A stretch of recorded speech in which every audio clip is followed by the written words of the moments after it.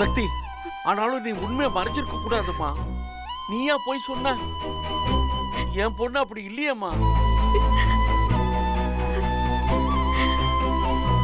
அப்பா, நான் பொய் சொல்லலப்பா.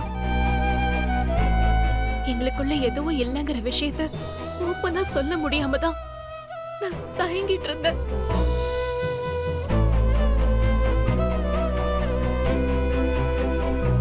சொல்லிடலான்னு துணிஞ்சுப்பெல்லாம் அதை விட வலுவா ஒரு காரணம் என் முன்னாடி வந்து நின்னதுப்பா.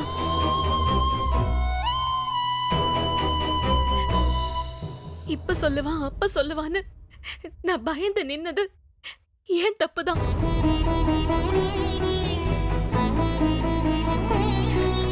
அவகிட்ட நான் தைரியமா இல்லப்பா.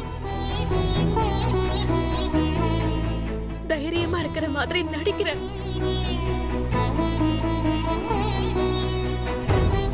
கத்தி கூச்சல் போட்டா அவனை சமாளிக்கலான்னு கத்துறேன்.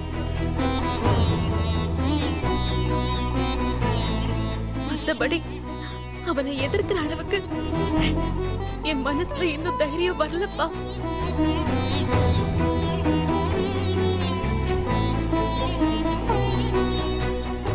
இல்லன்னா இப்ப பட்ட அவமானத்துக்கு அது எவ்வளவோ மேல்னு எப்பவோ சொல்லிருப்பேனேப்பா. இப்ப கூட நானா சொல்லிதானப்பா அசிங்கப்படுறேன். வேணாண்ணா மறைச்சிருப்பேன்லப்பா. நான் உங்க பொண்ணுப்பா, பொய் சொல்ல மாட்டேன்ப்பா.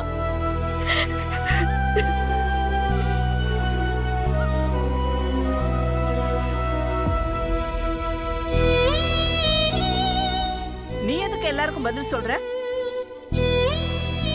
பதில் சொல்ல வேண்டியது உன் புருஷன். அவனை உன் புருஷன் கூட சொல்ல மாட்டேன். வரட்டும், பேசிக்கலாம். நீ உள்ள வாமா. சக்தி, பிரச்சனையை ஆரம்பிச்சது வேலை. நீ சரியாதான் பண்ணிருக்க. இப்போ நீ இத சொல்லாம போயிருந்தா இன்னும் மோசமா தான் போயிருக்கும். ஆனா இதை விட மோசமா மனுஷங்களால நடந்துக்க முடியுமான்னு எனக்கு தெரியல. வேலுவோ உங்க அப்பாவும் நிச்சயமா நம்மளுக்கு பதில் சொல்லணும்.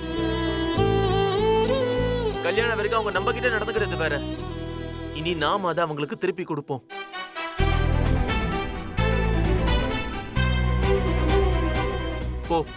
போய் ரெஸ்ட் எடுப்போம்.